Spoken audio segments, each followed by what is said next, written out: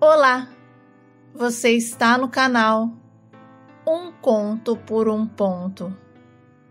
Eu te convido a curtir, a comentar, a compartilhar e se inscrever no nosso canal. Aos 8 anos de idade, o meu pai me devolveu juntamente com a minha mãe para a minha avó. Segundo ele, conviver com as alucinações da mamãe estava ficando cada vez mais impossível. Por isso, ele fez as nossas malas e nos levou para a casa da avó Tetê. Ele explicou para a sogra o que estava acontecendo. Disse que a mamãe não queria saber de se cuidar, nem de passar no psiquiatra, não tomava os remédios e à noite o sono ia embora. E ela ligava o rádio alto e ficava dançando forró até cansar as pernas. E aquilo para ele já tinha dado. Afirmou que me pegaria a cada 15 dias e depositaria o valor da minha pensão na conta do meu avô. E se caso a vovó precisasse de alguma coisa durante o mês, era só ligar que ele viria de coração aberto. Papai falava daquele modo com a avó, como se estivesse fazendo algo grandioso, sobrenatural. Mas ele não sabia que estava sendo um pequeno egoísta. Papai só depositava o dinheiro da pensão e nunca veio me buscar para passar um final de semana com ele. A avó Tetê era muito simples, aquele tipo de gente que não tinha boca para nada. Boazinha, e mesmo com todos os problemas que ela já tinha, não se fazia de cega diante da dificuldade do outro. O prazer dela era ajudar, ser útil, como ela mesma gostava de dizer, e dizia para mim: Arlan, seja sempre útil, porque quando você faz algo por alguém, isso te torna grande. E eu quero ser sempre grande. A vida da minha avó não era um mar de rosas, mas ela fazia parecer que era. Tornava tudo tão importante, tudo tão prazeroso, que eu pensava: coitada, pelo menos ela imagina que é feliz. Imaginação ou não, eu sei que quando o dia terminava ela dizia: obrigada, Jesus, por ter me dado forças, por ter me dado paciência e por ter me dado condições de realizar as minhas tarefas. Eu te agradeço e me sinto muito abençoada. E por anos eu ouvi essa mesma frase sair da boca da vovó. Ela já não era tão jovem e ainda cuidava do meu avô, que era acamado. Pensa num homem ingrato que, mesmo sendo servido com todo amor e carinho, ele gritava com ela. Dizia: como pode ser tão lerda? E sinceramente a minha avó merecia um prêmio, mas as pessoas pagavam ela com desaforo. Além da minha mãe, que sofria de esquizofrenia, ela tinha mais 2 filhos, que só sabiam usar o nome dela para pegar empréstimos e, no fim, não pagavam. Sobravam dívidas para ela de tudo que era lado. E uma vez ela tentou dar uma bronca num dos filhos. E ele virou para a avó e respondeu: cala a boca, porque você não presta para nada. E se você me aborrecer, eu sou capaz de me esquecer que você é minha mãe e te dar um jeito. Olha, esse filho dela, alguns meses depois, acabou morrendo num acidente de trem. E o outro se acabou na cachaça. E como a casa que a gente morava era dele, assim que ele morreu, a mulher exigiu que nós mudássemos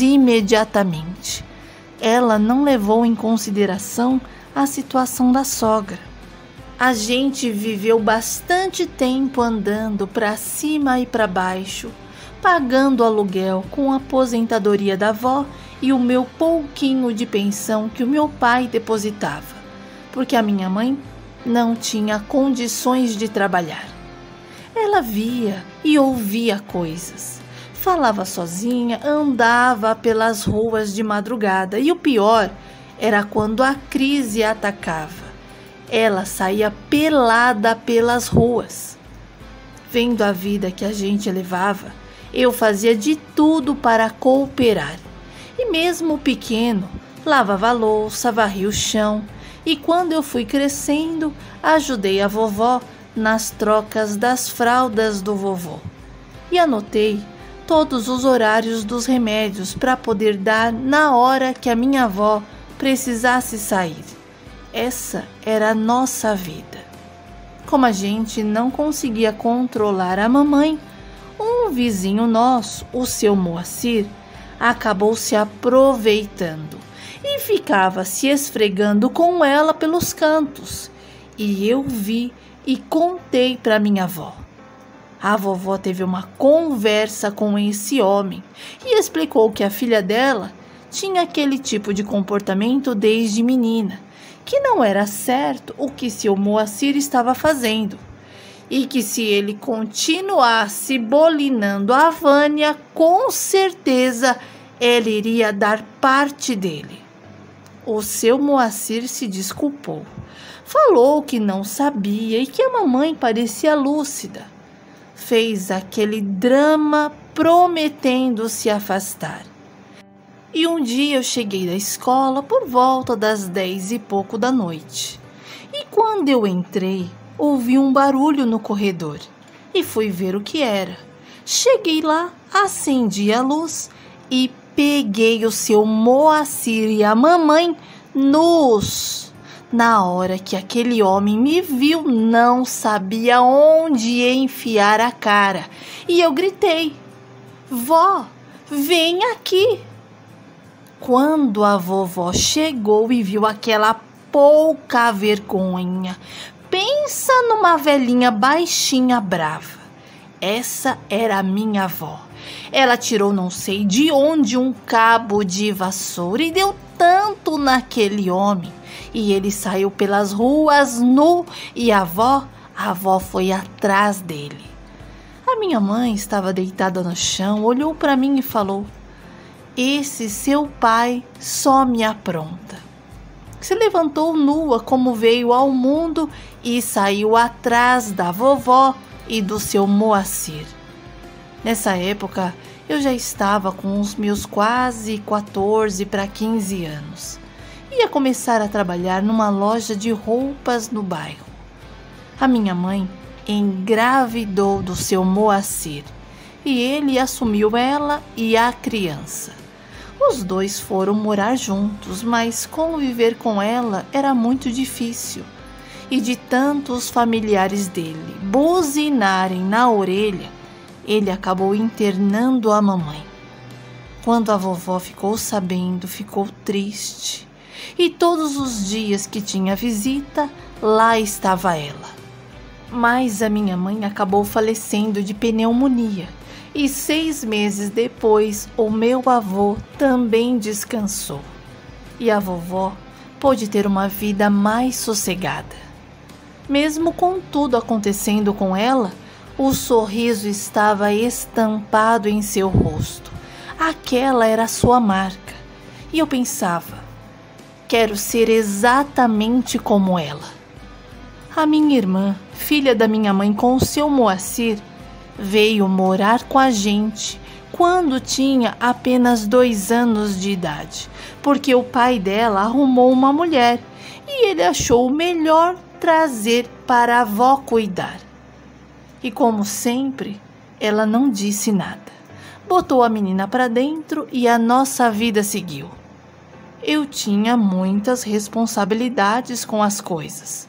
E como eu via que o tempo estava passando e a vovó envelhecendo, minha irmã crescendo, além de trabalhar na loja, eu também arranjei um serviço de ajudante de padeiro.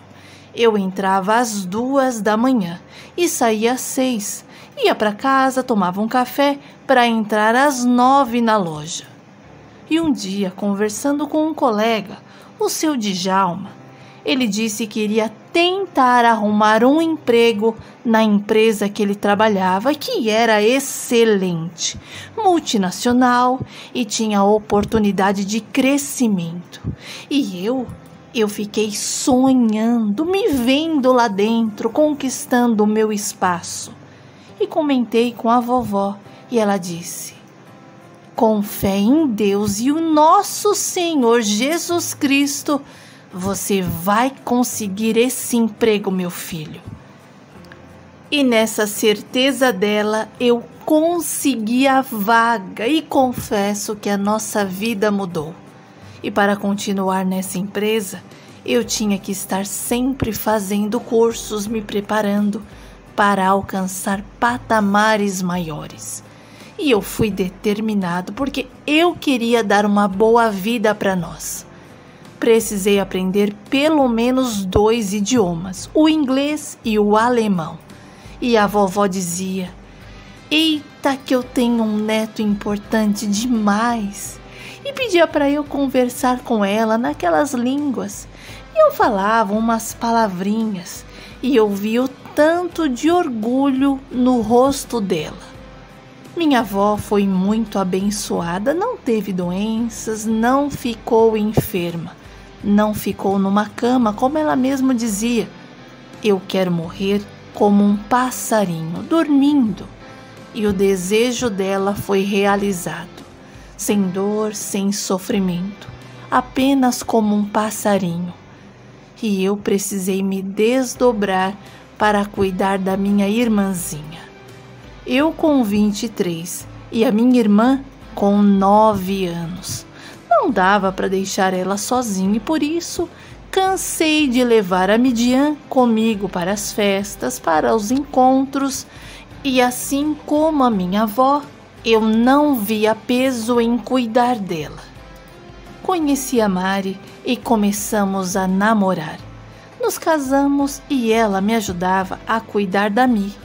Planejamos tantas coisas para minha irmã e eu queria que ela estudasse, fizesse cursos e tivesse um bom futuro, assim como eu estava tendo. Mas a Midian não queria nada com nada. E quando ela cresceu, parou de estudar e se envolveu com um homem bem mais velho do que ela. E eu não gostei. Mas não teve jeito. Ela escolheu o destino dela e foi morar com o Glauco. Eu vivia atrás da minha irmã e a minha esposa dizia que eu era um idiota porque a Midian não estava nem aí para mim. Mas eu não queria saber. E quando ela me ligava dizendo que precisava de qualquer coisa, lá estava eu pronto para ajudar. Mas ela e esse homem brigavam demais. Midian morria de ciúmes desse cara e ele dava motivos. Os dois se batiam, era um vai e volta que não tinha fim. Até que ela engravidou. Sabe, ficou mais calma, mais tranquila e me ligava dizendo que o fulano estava bonzinho e que a vida seria uma maravilha depois do nascimento da criança. E eu até fiquei feliz em saber que os dois estavam se entendendo. Mari e eu estávamos juntos há 10 anos e não tínhamos filhos. E quando a minha irmã soube da gravidez, nos intimou para sermos padrinhos do Hugo. E nós ficamos muito felizes ao ponto de montar o quarto da criança. A Mari, então, tudo que via, queria comprar e comprava. Mas a minha irmã era bipolar. E um dia, do nada, ela disse que nós não íamos ser mais os padrinhos, que nós estávamos querendo mandar em tudo e que ela não tinha nem o direito de escolher a roupa do bebê.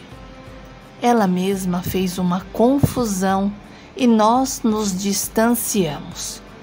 Quando o bebê nasceu, não fomos visitá-lo, e a Midian nem fez questão, e deu Hugo para uma vizinha batizar. A Mari ficou tão chateada e falou que nunca mais falaria com a Midian, porque ela não era normal, e quem andasse com ela era capaz de ficar maluco. Mesmo a minha irmã fazendo tudo aquilo, eu estava sempre de olho. Poxa, afinal, ela era meu sangue.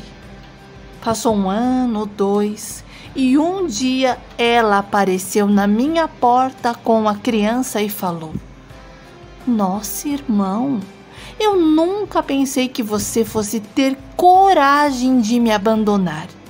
E começou a chorar, dizendo que a vida dela estava uma droga e que o marido continuava com as safadezas e que ela, cada dia mais, estava enlouquecendo de ciúmes e não sabia mais o que fazer. Midian passou a tarde comigo e com a Mari. Nos pediu perdão por tudo e falou que teve problema de depressão e que a gente não levasse nada daquilo em consideração. Me beijou a Mari e disse que iria marcar um almoço e que nós não poderíamos ficar de fora. E a gente disse que iria. Minha irmã pegou o filho e os 2 foram embora. Quando ela saiu, a Mari disse: "Coitada, né, amor? A sua irmã tem problema e a gente não pode ser igual a ela." Mari falava tanto de mim, mas ela era dessas que bastava um sorriso, ela já se derretia todinha para a pessoa novamente. Midian voltou a me ligar, me contar as coisas, e na última vez que nós nos falamos, ela disse: "Ou eu morro ou eu mato o infeliz do Glauco." E eu pedi para ela se acalmar. Falei tudo o que sempre dizia, mas ela nunca me ouvia. Desligou o telefone e disse que mais tarde ligaria para me contar a maluquice que tinha feito. Passei a tarde com o coração agitado, inquieto, preocupado com a Midian. Comentei com a Mari e ela disse: "Vamos orar, colocar a sua irmã na mão de Deus, porque na vida dela só Deus." E eu fui orar e tive paz. Tomei meu banho, ajudei a minha esposa com o jantar, porque no dia seguinte a gente iria viajar. Eu estava de férias e queria passar uns dias na praia. Inclusive, se a Midian me ligasse, eu iria chamá-la para ir com a gente, para espairecer um pouco, sair daquele clima ruim que ela vivia. E quando foi por volta das 9 horas da noite, o telefone tocou e eu pensei: "Ah, é a Midian." Peguei o telefone e quando disse "Alô?", o marido da minha irmã respondeu do outro lado da linha: "Arlan, aconteceu uma coisa com a sua irmã e eu estou precisando muito da sua ajuda, cara." E eu entrei em desespero e queria saber o que tinha acontecido, mas o Glauco só pediu para eu ir até o hospital. Desliguei o telefone e falei para Mari me acompanhar e nós fomos até o hospital. Cheguei lá, a família dele estava completa. E quando o Glauco me viu, disse: "Olha, eu nem sei como te falar mais. A sua irmã morreu." "Hã? Como?" Glauco me disse que a minha irmã saiu atrás dele porque pensou que ele estava traindo-a com outra. E no desespero ela entrou na frente de um ônibus e eu nem esperei ele terminar.